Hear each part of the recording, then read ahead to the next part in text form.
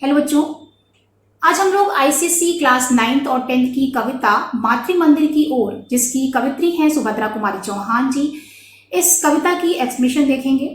और एक्सप्लेनेशन बताने के बीच बीच में ही बच्चों मैं आप लोगों को कठिन शब्दों के अर्थ भी बताती चलूंगी, साथ ही साथ कुछ कीवर्ड्स भी बताती चलूंगी, जिसे आप कहीं नोट कर लीजिएगा ताकि जब भी आप प्रश्नों के उत्तर लिखें तो उसमें आपको हेल्प हो जाए।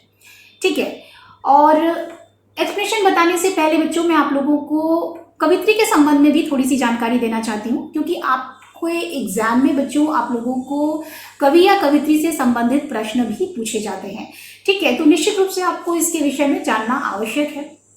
तो एक संक्षिप्त जानकारी हम लोग सुभद्रा कुमारी चौहान के जीवन परिचय से संबंधित देखते हैं। ठीक है, तो चलिए स्टार्ट करते हैं बच्चों हम लोग।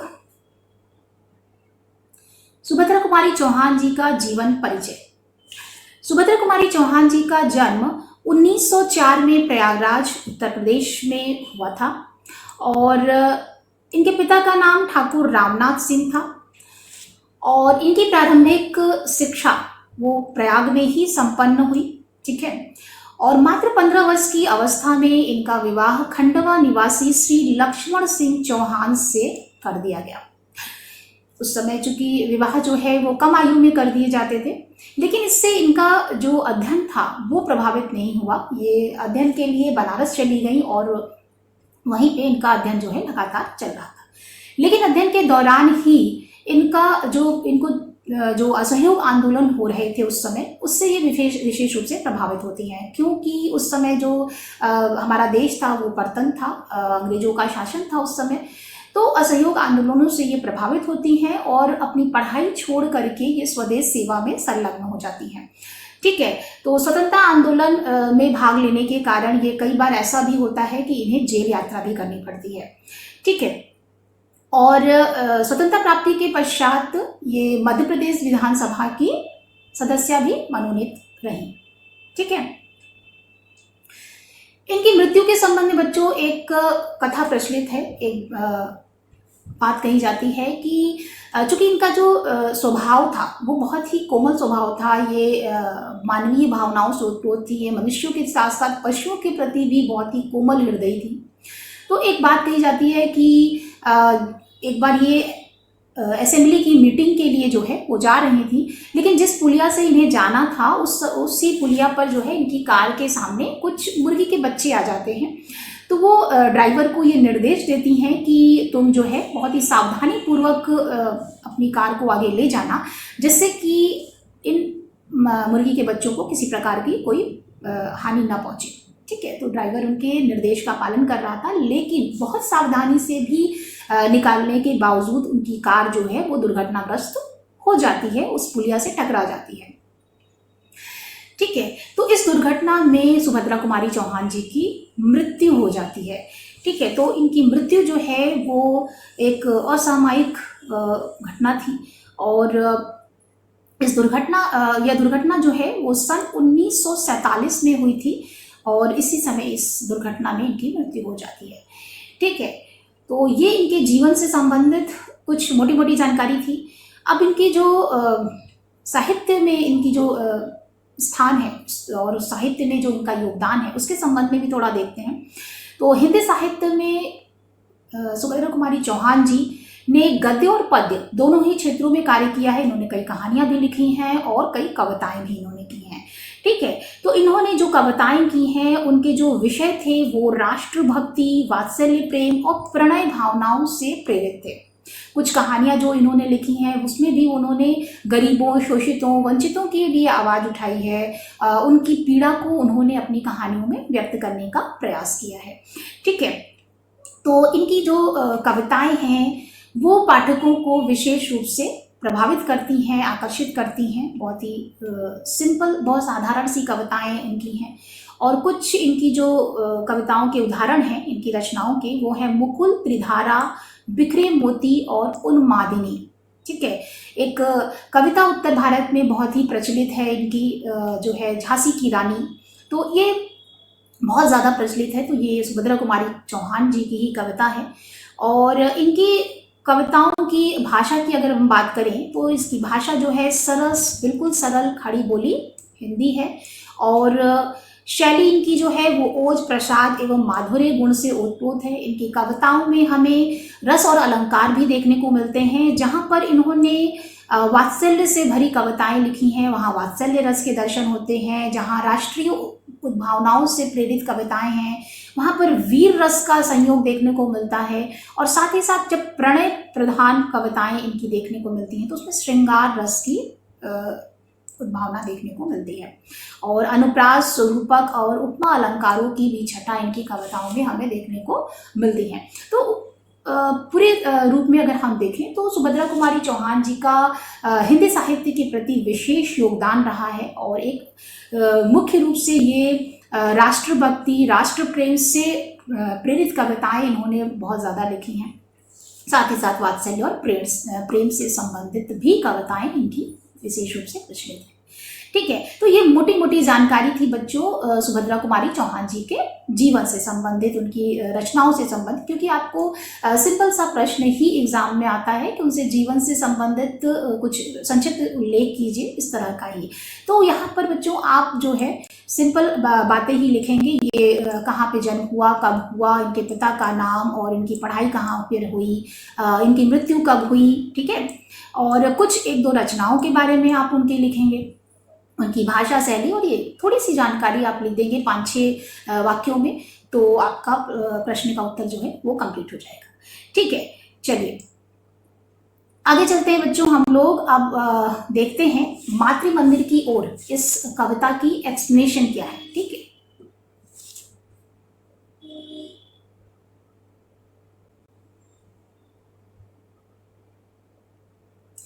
चलिए तो आगे चलते हैं बच्चों, हम लोग देखते हैं मातृ मंदिर की ओर कविता की एक्सप्लेनेशन क्या है। इसकी लाइन बाय लाइन एक्सप्लेनेशन हम लोग देखेंगे।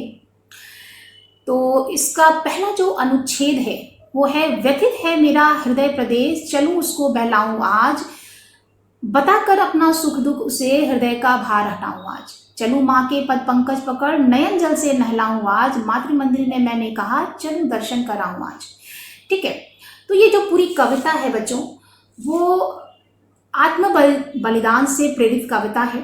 और इस कविता में कवित्री ने आत्म बलिदान के बहाने संपूर्ण राष्ट्र के लोगों को एक संदेश देने का प्रयास किया है, राष्ट्रीय जागरण का संदेश देने का प्रयास किया है।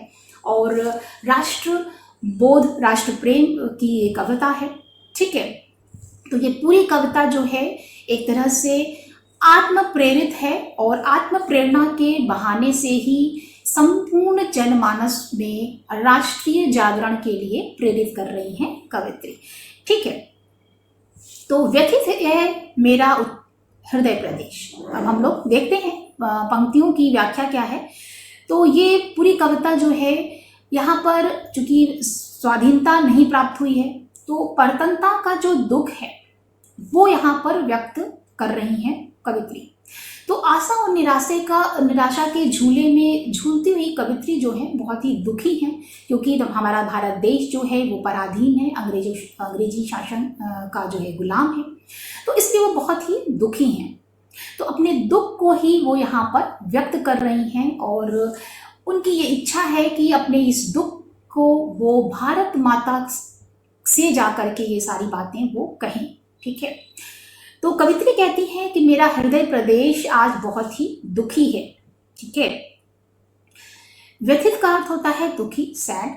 तो बहुत ज़्यादा वो दुखी हैं क्योंकि हमारा देश पराधीन है और देश की पराधीनता देख करके उनका मन बहुत ही व्यथित हो गया है। इसलिए वो कहती हैं कि मेरा हृदय आज बहुत दुख से भरा हुआ है, आज मैं माता के मंदिर जा करके उसे बहलाना चाहती हूँ, चलूँ उसको बहलाऊँ आज मैं उसको बहलाना चाहती हूँ। भारत देश की पराधीनता की जो पीड़ा उनके मन में है उसे वह भारत माता से बदलाना चाहती हैं और वो अपने इस दुख को भारत माता से कह करके अपने हृदय के बोझ को हल्का करना चाहती हैं। ठीक है, तो इसलिए वो भारत माता के मंदिर में जाना चाहती हैं। आगे कहती हैं चलूं माँ के पद पंकज पकड़, नयन जल से नहलाऊं आज, यानी मैं भारत माता के मंदिर जा करके, पंकज का अर्थ होता है बच्चों यहाँ पर कमल। ठीक है, तो भारत माता के जो पद हैं यानी पैर जो हैं वो कैसे हैं, कमल के समान हैं। तो कमल रूपी पैरों को पकड़ करके मैं रो रो करके अपने दुख का बयान करना चाहती हूँ भारत माता से। और नयन जल यानी अश्रु जल से, आंखों के जो बहने वाले जो पानी है, उससे मैं माता के पैरों को धो करके मैं उससे अपने दुख को बताना चाहती हूँ, यानी रो रो करके मैं अपनी पीड़ा को माता से बताना चाहती हूँ। और इसीलिए मैं माता के मंदिर जा करके उनके दर्शन कर लेना चाहती हूँ। यहाँ पर क्या है बच्चों कि जब आप किसी मतलब बहुत ज़्यादा दुखी होते हैं तो ऐसी स्थिति में जब माँ के समक्ष जा करके या किसी के भी समक्ष जिससे आपका बहुत ही लगाव है, उससे जब अपनी बातें कहते हैं, अपनी पीड़ा अपने दुख को आप कहते हैं, तो आपका मन का जो बोझ है वो हल्का हो जाता है।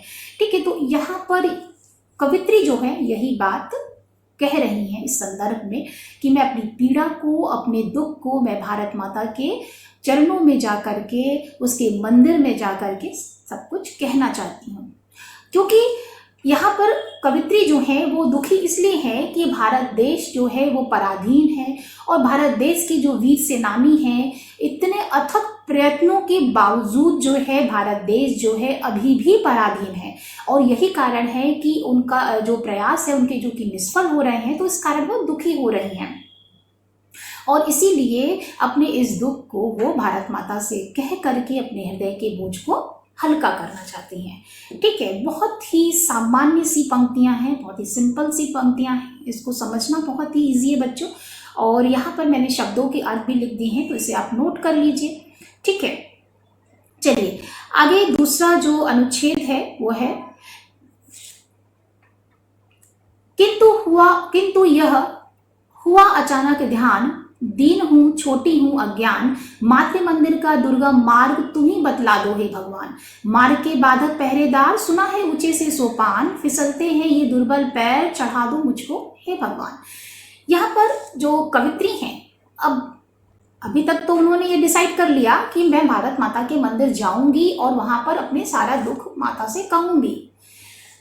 अब पूरा निश्चय उन्होंने कर लिया, लेकिन अचानक से क्या होता है कि उन्हें ध्यान आता है कि अरे माता का स्थान तो बहुत ही ऊंचा है। यहाँ पर उन्हें अपनी दुर्बलता का आभास होता है, अपने छोटेपन का आभास होता है। ठीक है, वो कहती हैं कि दीन हूँ छोटी हूँ अज्ञान, मैं तो बहुत ही दुर्बल हूँ, बहुत ही छोटी हूँ, मेरा स्थान जो है बहुत ही छोटा है, मैं बहुत ही सामान्य सी नागरिक हूँ, मेरा ज्ञान का जो स्तर है वो भी बहुत ही कम है, मैं ज्ञान से रहित हूँ। लेकिन माता का स्थान क्या है, वो बहुत ही ऊंचा है, मैं बिल्कुल अज्ञानी हूँ, उनके स्थान तक पहुँचना तो मेरे लिए बहुत ही कठिन है। ठीक है, उन्हें अपनी दुर्बलता का, अपनी अज्ञानता का तो आभास होता ही है, साथ ही साथ उन्हें आभास होता है कि माता के मंदिर पहुंचने का जो रास्ता है वो भी बहुत ही कठिनाइयों से भरा हुआ है, बहुत ही दुर्गम है। ठीक है, और इसीलिए वो ईश्वर से प्रार्थना करती हैं कि हे ईश्वर, मुझे भारत माता के मंदिर पहुंचाने का रास्ता तुम बतला दो, मुझे उस रास्ते पर पहुंचने की शक्ति प्रदान करो। ठीक है, तो इसीलिए वो भारत माता के मंदिर तक पहुंचने के लिए ईश्वर से प्रार्थना करती हैं। अब यहाँ पर इतनी ही कठिनाइयां नहीं है, इतनी ही बाधा नहीं है मार्ग की। मार्ग के बाधक पहरेदार, सुना है ऊंचे से सोपान, यानी केवल इतनी ही कठिनाई नहीं थी, उन्हें अपनी अज्ञानता के साथ साथ दुर्गम रास्ते का आभास तो होता ही है, और भी अनेक कठिनाइयां हैं। अभी वो कहती हैं कि मार्ग में बाधक के रूप में पहरेदार हैं, पहरेदार खड़े हुए हैं उस मंदिर के रास्ते पर, क्योंकि ये जो विदेशी शासक हैं, अंग्रेजी शासक हैं, उनके जो सैनिक हैं वो बहुत ही क्रूर हैं, बहुत ही अत्याचारी हैं। वो एक पहरेदार की तरह से, उनका जो प्रशासन है वो बहुत ही कठोर है, और वो पहरेदार की तरह से भारत माता के मंदिर के समक्ष खड़े हुए हैं, रास्ते में खड़े हुए हैं। और उस मंदिर की जो सीढ़ियां हैं वो भी क्या है, ऊंची हैं। सोपान का अर्थ होता है बच्चों सीढ़ियां, तो मंदिर की जो सीढ़ियां हैं वो भी बहुत ही ऊंची ऊंची हैं, यानी पहरेदार तो खड़े ही हैं, साथ ही साथ सोपान भी ऊंचे ऊंचे हैं, सीढ़ियां भी ऊंची ऊंची हैं, लेकिन आगे कवित्री कहती हैं कि उनके पैर जो हैं इतने दुर्बल हैं कि उन सीढ़ियों पर पहुंचने के लिए बार बार उनके पैर फिसल जाते हैं। ठीक है, बार बार उनके पैर फिसल जाते हैं और यही कारण है कि वो सीढ़ियों को पार करके भारत माता के मंदिर नहीं पहुंच पा रही हैं। इसलिए वो ईश्वर से प्रार्थना करती हैं कि हे ईश्वर, मुझे भारत माता के मंदिर की सीढ़ियों पर चढ़ा दो, यानी इतनी शक्ति दो कि मैं उन सीढ़ियों पर चढ़ करके भारत माता के मंदिर पहुंच जाऊं। ठीक है, यानी इन पूरी पंक्तियों में कवित्री जो है वो ये कहना चाहती हैं कि भारत देश की जो स्वतंत्रता है उसमें बहुत सारी चीजें जो हैं वो बाधक के रूप में खड़ी हैं, यानी बहुत सारी कठिनाइयां हैं और भारत देश के जो लोग हैं वो बहुत अपना प्रयास कर रहे हैं कि वो स्वतंत्रता प्राप्ति कर सके, लेकिन बार बार उनके प्रयास जो हैं वो निष्फल हो जा रहे हैं। लेकिन यही कारण है कि निष्फलता मिलने के कारण उनका मन जो है वो दुर्बल हो जा रहा है, लेकिन कहीं ना कहीं उनके अंदर ये विश्वास है कि भारत माता के मंदिर वो पहुंच सकती हैं, यानी भारत देश को स्वतंत्रता मिल सकती है। इसलिए वो ईश्वर से प्रार्थना कर रही हैं कि उन्हें वो शक्ति प्रदान करे जिससे कि वो भारत माता के मंदिर पहुंच जाएं, यानी भारत देश स्वतंत्र हो जाए। ठीक है, तो ये हो गया बच्चों। अगला अनुच्छेद है, आहा वे जगमग जगमग जगी ज्योतियां दिख रही हैं वहां, शीघ्रता करो वाद्य बज उठे, भला मैं कैसे जाऊं वहां, सुनाई पड़ता है कलगान, मिला दूं मैं भी अपनी तान, शीघ्रता करो मुझे ले चलो मातृ मंदिर में है भगवान। इन पंक्तियों में कवित्री जो है आशा का संचार करती हुई दिखाई दे रही हैं, अपने मन को प्रेरित करती हुई दिखाई दे रही हैं। यहाँ पर कवित्री कहती हैं कि भले ही मार्ग में, स्वतंत्रता के मार्ग में बहुत सारी बाधाएं हैं, यानी भारत माता के मंदिर पहुंचने के मार्ग में बहुत सारी बाधाएं हैं, बहुत सारे कष्ट को पार करना पड़ेगा, लेकिन ये कठिनाइयां, ये कष्ट, ये बाधाएं जो हैं वो इतनी भी बड़ी नहीं हैं कि इनको पार नहीं किया जा सके, इनसे पार जा करके स्वतंत्रता प्राप्त न की जा सके। ठीक है, तो वो कहती हैं कि आहा वे जगमग जगमग जगी ज्योतियां दिख रही हैं वहां, यानी भारत माता के मंदिर की जो जगमगाती हुई ज्योतियां हैं, जो रोशनी है वो उन्हें बस दिखाई दे रही हैं, यानी वो स्वतंत्रता प्राप्ति का जो रूप है वो बहुत दूर नहीं है, यानी स्वतंत्रता बहुत दूर नहीं है, यानी मंदिर की जो ज्योतियां हैं वो उन्हें दिखाई दे रही हैं। यहाँ पर ज्योतियां का अर्थ यहाँ पर है स्वतंत्रता से। ठीक है, तो भारत माता के मंदिर की ज्योतियां, वो जगमगाती हुई रोशनी जो है वो उन्हें दिखाई दे रही है और शीघ्रता करो वाद्य बज उठे, भला मैं कैसे जाऊं वहां। यहाँ पर कवित्री कहती हैं कि उन्हें वहां बज रहे जो मधुर संगीत है, जो वाद्य यंत्र हैं, उसकी जो ध्वनि है वो भी मुझे सुनाई दे रही है, यानी वो ईश्वर से प्रार्थना करती हैं कि जल्दी से जल्दी शीघ्रता करो, वहां पर वो किसी भी तरीके से पहुंच जाना चाहती हैं, यानी कि स्वतंत्रता प्राप्ति में, उस आंदोलन में वो अपना पूरा सहयोग करना चाहती हैं। देश को स्वतंत्र कराने के लिए, मुक्त कराने के लिए, अंग्रेजी शासन से मुक्त कराने के लिए वो अपना योगदान करना चाहती हैं, तो इसीलिए वो जल्दी से जल्दी जो है मंदिर पहुंच जाना चाहती हैं। ठीक है, आगे कवित्री कहती हैं कि सुनाई पड़ता है कलगान, मिला दूं मैं भी अपनी तान, यानी भारत माता के मंदिर में हो रहा जो पवित्र संगीत है, दिव्य संगीत है, मधुर संगीत है, उस मधुर पवित्र संगीत में, उस गान में वो अपनी तान मिला देना चाहती हैं, यानी भारत माता को मुक्त कराने का जो ये पवित्र आंदोलन है, जो ये इतना बड़ा स्वरूप है, उस आंदोलन में वो अपने भी सुर मिला देना चाहती हैं, या ताकि अपना पूरा योगदान दे करके, अपना पूरा सहयोग करके वो भी जो है अपने मन को संतुष्ट करना चाहती हैं। ठीक है, तो वो अपने मन को, अपने स्वयं को वो आत्म प्रेरित कर रही हैं, और इस आत्म प्रेरणा के साथ ही साथ वो संपूर्ण जनमानस को भी प्रेरित कर रही हैं कि देश का प्रत्येक व्यक्ति जो है, वो जो भी अपने देश से प्रेम करता है, वो इस अपने भारत माता को स्वतंत्र कराने के लिए अपना योगदान दे। शीघ्रता करो, मुझे ले चलो मातृ मंदिर में हे भगवान। वो प्रार्थना करती हैं ईश्वर से कि हे ईश्वर, जल्दी करो, जितनी जल्दी हो सके मैं वो माता के मंदिर पहुंच जाना चाहती हूँ। अर्थात भारत देश की स्वतंत्रता का वो जो रूप है, जो सुखद वातावरण है, उसका मैं अनुभव करना चाहती हूँ, उसे देखना चाहती हूँ। ठीक है, तो इन पूरी पंक्तियों में कवित्री आशा का संदेश दे रही हैं, एक उम्मीद उनके मन में जागी है कि भारत देश की स्वतंत्रता अब बहुत देर नहीं रह गई है। भारत देश अब जो है वो तुरंत ही, बहुत ही जल्द जो है वो स्वतंत्र होने वाला है, क्योंकि उसका जो आभास है उन्हें हो रहा है, उसकी दिव्य ज्योति दिखाई दे रही है, और मंदिर में होने वाले मधुर संगीत और वाद्य भी उन्हें सुनाई दे रहे हैं। यानी उसका एक सुखद जो वातावरण है भारत देश की मुक्ति का, वो उन्हें दिखाई दे रहा है। ठीक है, तो इस पूरी पंक्ति में कवित्री जो है विदेशी शासन से मुक्त होने की जो सुखद रूप है उसका अनुभव कर रही हैं और एक आशा का संदेश दे रही हैं।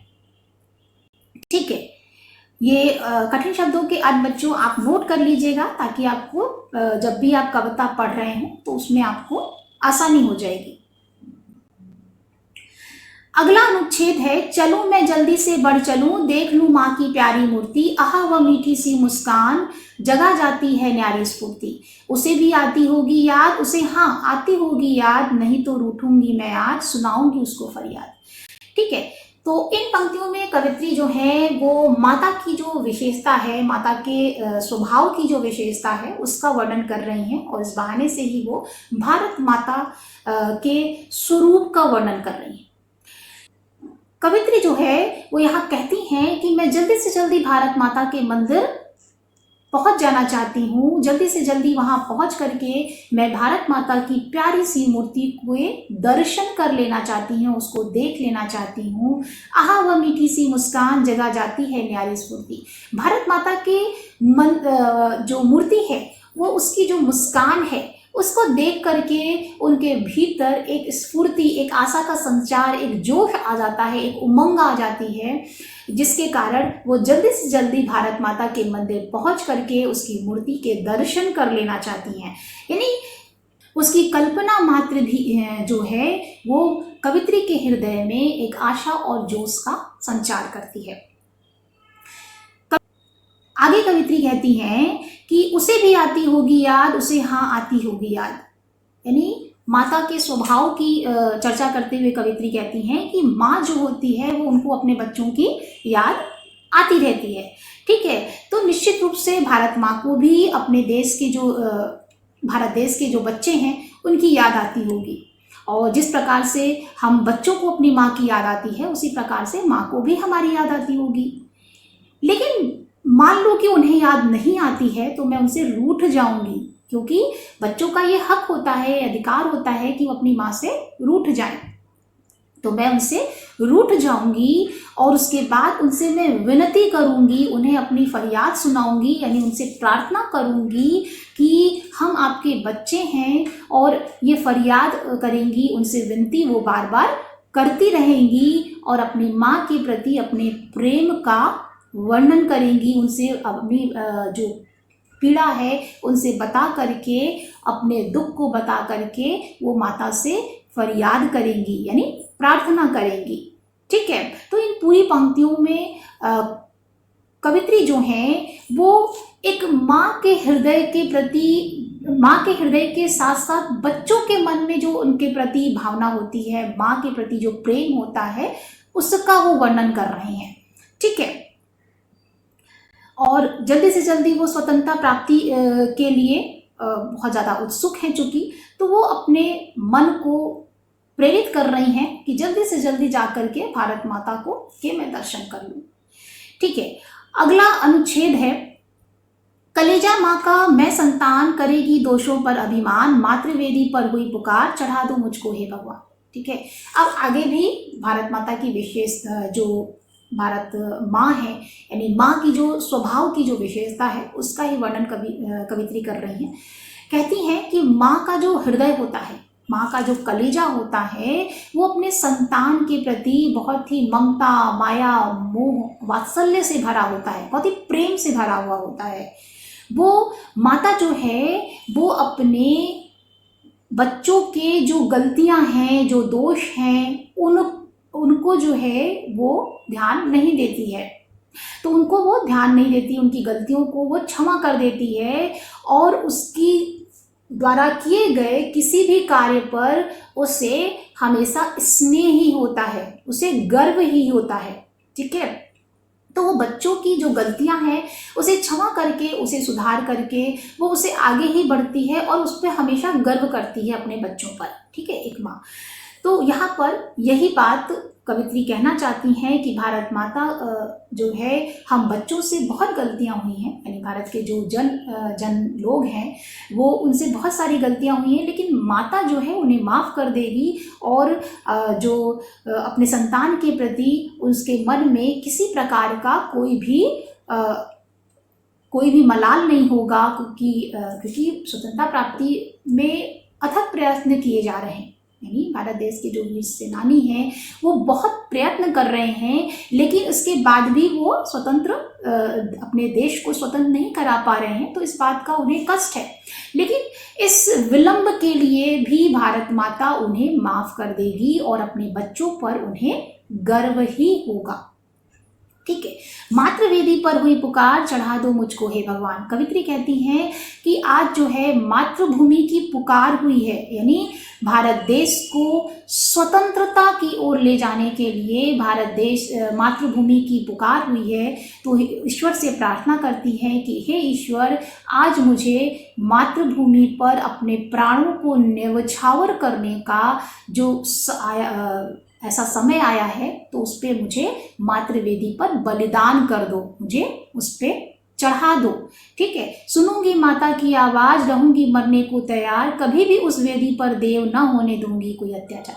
यहाँ पर कवित्री कहती हैं कि अंग्रेजी जो शासक हैं वो क्या है, यहाँ पर बहुत सारे अत्याचार वो कर रहे हैं भारत देश के लोगों पर। तो इसीलिए वो कहती हैं कि मातृभूमि की, यानी माता की आवाज जो है वो आई है और उस माता की आवाज पर, यानी मातृभूमि को स्वतंत्र कराने की जो स्वतंत्रता का जो स्वर गूंज रहा है, वो उस स्वर को सुन करके वो मरने तक को तैयार है, यानी आत्म बलिदान करने तक को तैयार हैं। और आत्म बलिदान करने को तो तैयार है ही, साथ ही साथ वो कहती हैं कि हे देव, मैं अपने मातृभूमि पर, यानी जो वेदी, यानी उस वेदी पर, यानी मातृभूमि पर हो रहे किसी भी प्रकार के अत्याचारों को मैं नहीं होने दूंगी। मैं जितना हो सकेगा, मुझसे जितना भी प्रयास हो सकेगा, इस अत्याचार को मैं रोकने का प्रयास करूंगी। ठीक है, तो अंग्रेजी शासक जो विभिन्न प्रकार की क्रूरता और अत्याचार कर रहे हैं भारत देश पे, उसको रोकने का वो अपना पूरा प्रयास करना चाहती हैं। अब स्वयं को बलिदान कर देने के लिए वो तत्पर हैं। ठीक है, अपने प्राणों को न्यौछावर करने के लिए तत्पर हैं वो मातृभूमि के लिए। न होने दूंगी अत्याचार, चलो मैं हो जाऊं बलिदान, मातृ मंदिर में हुई पुकार चढ़ा दो मुझको हे भगवान। यहाँ पर फिर से वो ईश्वर से प्रार्थना करती हैं कि मैं अपने देश पर, अपने भारत माता पर, मातृभूमि पर हो रहे जो विभिन्न प्रकार के अत्याचार हैं उनको मैं नहीं होने दूंगी, किसी भी स्थिति में नहीं होने दूंगी, चाहे मुझे बलिदान ही क्यों ना होना पड़े, यानी अपने प्राणों का त्याग ही क्यों ना करना पड़े। और आज मातृ मंदिर की पुकार हुई है, यानी भारत देश की स्वतंत्रता का स्वर गूंज रहा है, माता की पुकार हुई है उस पुकार को सुन करके मैं स्वयं को बलिदान कर देना चाहती हूँ। तो हे ईश्वर, मुझे आत्मोत्सर्ग की, आत्म बलिदान की शक्ति प्रदान कीजिए। ठीक है, तो हर स्थिति में वो स्वयं को न्योछावर करके अपने देश की स्वतंत्रता के लिए अपना योगदान देना चाहती हैं। ठीक है, तो यहाँ पर जो पूरी पंक्तियां हैं ना बच्चों, उसमें कवित्री जो हैं आत्म बलिदान की बात कर रही हैं, आत्मोत्सर्ग के लिए ईश्वर से शक्ति मांग रही हैं कि हे ईश्वर, मुझे आत्मोत्सर्ग की शक्ति प्रदान कीजिए और कैसी भी स्थिति आ जाए मैं उससे पीछे नहीं हटूंगी। ठीक है, आत्म बलिदान की प्रेरणा के माध्यम से कवित्री संपूर्ण जनमानस को यह संदेश दे रही हैं कि भारत देश का प्रत्येक नागरिक अपने अपने हिस्से का सहयोग प्रदान करे और अपने अपने हिस्से का योगदान भारत देश को मुक्त कराने के लिए करे। ठीक है, उस हर एक व्यक्ति का एक छोटा सा प्रयास भी जो है वो एक बड़े प्रयास के रूप में बदल जाएगा। तो चूंकि ये पूरी जो कविता है वो राष्ट्र प्रेम की, राष्ट्रीय जागरण की कविता है। ठीक है, तो राष्ट्र को स्वतंत्र कराने के लिए वो संपूर्ण समाज को, संपूर्ण भारत देश के लोगों को प्रेरित कर रही हैं। ठीक है, तो ये पूरी कविता जो है बच्चों, इस कविता के माध्यम से कवित्री संपूर्ण जनमानस को संदेश दे रही हैं आत्म बलिदान का। ठीक है, क्योंकि जब भी कोई देशभक्त अपने देश के प्रति उसका प्रेम होगा तो निश्चित रूप से वो उसे किसी भी प्रकार के अत्याचार से बचाने का प्रयास करेगा।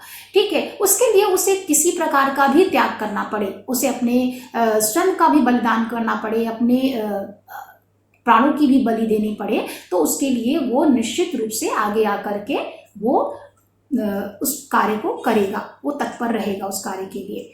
ठीक है, तो अपने देश को स्वतंत्र कराने के लिए प्रत्येक जन को वो संदेश दे रही हैं इस कविता के माध्यम से। ठीक है,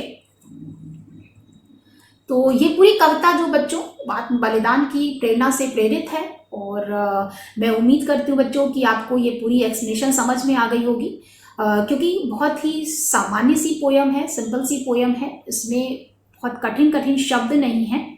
ठीक है, और आप बच्चों इसमें जो है जितने भी कठिन शब्द हैं उसको मैंने ऑलरेडी इसमें लिख दिया है, तो आप इसे नोट कर लीजिएगा और निश्चित रूप से आपको ये पोयम जो है वो अच्छी तरीके से समझ में आ गई होगी बच्चों। ठीक है, फिर हम लोग नेक्स्ट वीडियो में मिलते हैं और अगर आपको वीडियो अच्छी लगी हो तो लाइक, शेयर और कमेंट ज़रूर कीजिएगा बच्चों, और मिलते हैं नेक्स्ट वीडियो में नेक्स्ट टॉपिक के साथ। तो आप लोग अपनी पढ़ाई करते रहिए। All the best, thank you.